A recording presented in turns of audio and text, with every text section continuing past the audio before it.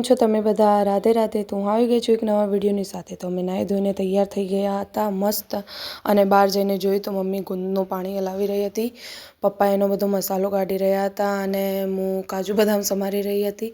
એમ કરીને અમે ત્રણ જણા રસોડામાં જ હતા અને બધું કામ કરતા હતા. અને પછી થોડી વારમાં તો ગુંદ તૈયાર થઈ ગયો, એટલે હું એને હલાવતી હતી અને પછી આપણે પણ થોડું વિડીયો બનાવી લેવો જોઈએ, એટલે એમ કરીને ગુંદ તૈયાર થઈ ગયો. પછી આ ગુંદ તૈયાર થઈ ગયો હતો, પછી એને મેં ગુંદનો થોડો ટેસ્ટ કર્યો, ખાધો, એટલે ગુંદ તો ખૂબ જ સારો બન્યો હતો. પછી હું બાઇકની ચાવી લઈને આવી ગઈ હતી.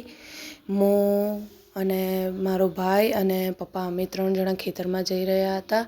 પછી અમે ખેતરમાં પહોંચ્યા એટલે તો આ ભાઈ દરવાજો વાગતા હતા. આપણે તો ચાલવા માંડ્યા, આપણે તો એવું બધું કશું કામ કરતા નથી.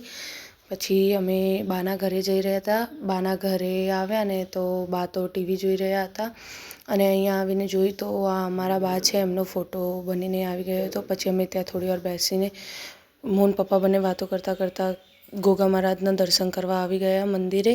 અને આ છે અમારા ગોગા મહારાજનું મંદિર. તો તમે બધા કોમેન્ટમાં જય ગોગા મહારાજ લખો. પછી અમે ત્યાંથી નીકળ્યા, એટલે હું તો બાઇકમાં બેસી ગઈ હતી અને આ ભાઈ અમારા માટે દરવાજો ખોલવા આગળ જતા હતા. એટલે આપણે તો એવું કાંઈ કામ કરતા નથી, એટલે આપણે તો બાઇકમાં બેસીને ગયા. પછી ઓલા ભાઈએ આપણા માટે દરવાજો ખોલ્યો.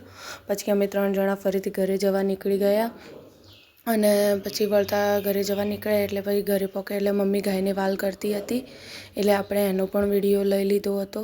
પછી મમ્મી તો ગાયને ખૂબ જ શાંતિથી વાલ કરતી હતી. આપણે કાલે મળીએ એક નવા વિડીયોની સાથે. Thank you for watching. Radhe Radhe.